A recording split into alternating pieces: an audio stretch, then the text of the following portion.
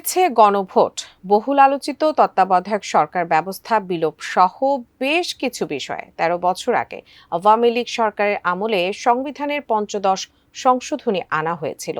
পঞ্চদশ সংশোধনী আইন ও আইনের কয়েকটি ধারার বৈধতা নিয়ে করা পৃথক রিটের চূড়ান্ত শুনানি শেষে বিচারপতি ফারাহ মাহবুব ও বিচারপতি দেবাশিস রায় চৌধুরীর সমন্বয়ে গঠিত হাইকোর্ট বেঞ্চ গতকাল মঙ্গলবার এই রায় দেন।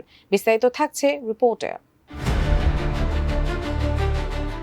১১ জানুয়ারি ২০০৭ সাল ডক্টর ফখরুদ্দীন আহমেদ ১৩ উপদেষ্টা সহ বাংলাদেশের তত্ত্বাবধায়ক সরকারের প্রধান উপদেষ্টার দায়িত্ব গ্রহণ করেন।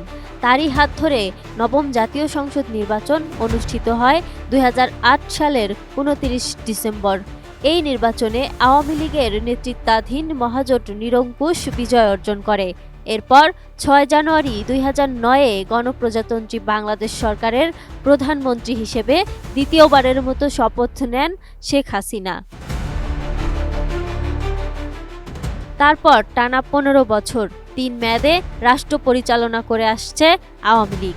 তবে ২০০৮ সালে জনগণের তুমুল সমর্থন পেয়ে শেখ হাসিনা প্রধানমন্ত্রী হলেও পরের নির্বাচনগুলো নিয়ে রয়েছে যথেষ্ট বিতর্ক। এর পরের নির্বাচনগুলোতে ভোট কেন্দ্রগুলোতে ভোট দেওয়ার জন্য দেখা যায়নি লম্বা কোনো লাইন। আছে ভোট কারচুপি আর জোর জবরদস্তি করে ক্ষমতায় থাকার অভিযোগ। বসুন্ধরা ডায়াপেন্ট এখন আরো উন্নত। এই hot air through top sheet দ্রুত শোষণ করে সোনামণিকে দেয় কোমল অনুভূতি। ইভিএম ডিজিটাল মেশিন যেন তাদের ভোট কারচুপির বিষয়টি আরও সহজ করে দিয়েছিল। অনেক আগেই যেসব ভোটাররা মৃত্যুবরণ করেছেন, ইভিএম মেশিন তাদেরও ভোট গ্রহণ করেছে। আছে এমন নজিরও। তাছাড়াও নতুন যারা ভোটার হয়েছে তারা বেশিরভাগই ভোট দেওয়ার স্বাদ গ্রহণ করতে পারেনি। অভিমানে অনেকে ভোট কেন্দ্রে যায়নি, কেউ কেউ গেলেও তারা দেখতে পেয়েছেন তাদের ভোট আগেই দেয়া হয়ে গেছে। সময় বদলায়, বদলেছেও।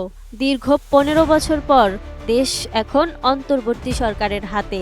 এই সরকারের হাত ধরে বাতিল হলো তত্ত্বাবধায়ক সরকার ব্যবস্থা বিলুপ্তির বিধান, ফিরল গণভোটও।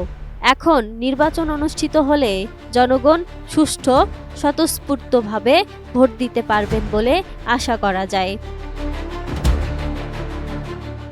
নির্দলীয় তত্ত্বাবধায়ক সরকার ব্যবস্থা বিলুপ্ত করা সংক্রান্ত পঞ্চদশ সংশোধনী আইনের দুটি ধারা সংবিধানের সঙ্গে সাংঘর্ষিক বলে বাতিল ঘোষণা করেছেন হাইকোর্ট। একই সঙ্গে সংবিধান সংশোধনের ক্ষেত্রে ভোটের বিধান পুনর্বহাল এবং আইনের আরও ৪টি ধারা আদালত বাতিল করেছেন বলে জানা গেছে।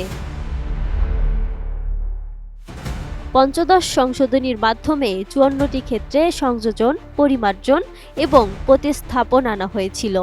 আর ১৯৯৬ সালে ত্রয়োদশ সংশোধনীর মাধ্যমে নির্দলীয় তত্ত্বাবধায়ক সরকার ব্যবস্থা প্রবর্তন করা হয়। পঞ্চদশ সংশোধনী আইনের ২০ এবং ২১ ধারার মাধ্যমে নির্দলীয় তত্ত্বাবধায়ক সরকার ব্যবস্থা বিলুপ্ত করা হয়।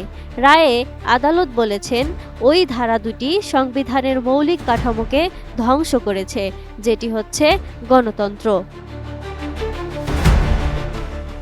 ওই দুটি সহ আইনের ৪৭ ধারা এবং পঞ্চদশ সংশোধনীর মাধ্যমে সংবিধানে যুক্ত ৭-এর ক, ৭-এর খ এবং ৪৪(২) অনুচ্ছেদ সংবিধানের সঙ্গে সাংঘর্ষিক, তাই বাতিল ঘোষণা করা হয়েছে। বাকি বিধানগুলোর বিষয়ে সিদ্ধান্ত নেয়ার ভার আগামী জাতীয় সংসদের উপর ছেড়ে দিয়েছেন আদালত। রায়ে আদালত বলেছেন, ২০১১ সালের পঞ্চদশ সংশোধনী আইনের বাকি ধারাগুলো সংশোধন, সংযোজন, প্রতিস্থাপন ও বিলোপ ইত্যাদি বিষয়ে আইন অনুসারে পরবর্তী সংসদ সিদ্ধান্ত নিতে পারে। সংবিধানে জাতির জনক ও ৭ মার্চের ভাষণ সহ কয়েকটি ধারার বিষয়ে সিদ্ধান্ত নেয়ার ভার আদালত সংসদের জন্য রেখে দিয়েছেন বলে জানান অন্যতম রিট আবেদনকারী বদিউল আলম মজুমদার। সুশাসনের জন্য নাগরিকের সম্পাদক বদিউল আলম গণমাধ্যমকে বলেন, আদালত বিষয়টি রাজনীতিবিদদের উপর ছেড়ে দিয়েছেন। এটি অত্যন্ত প্রজ্ঞাবান সিদ্ধান্ত। আদালত তত্ত্বাবধায়ক সরকারকে সংবিধানের মূল কাঠামো হিসেবে উল্লেখ করেছেন।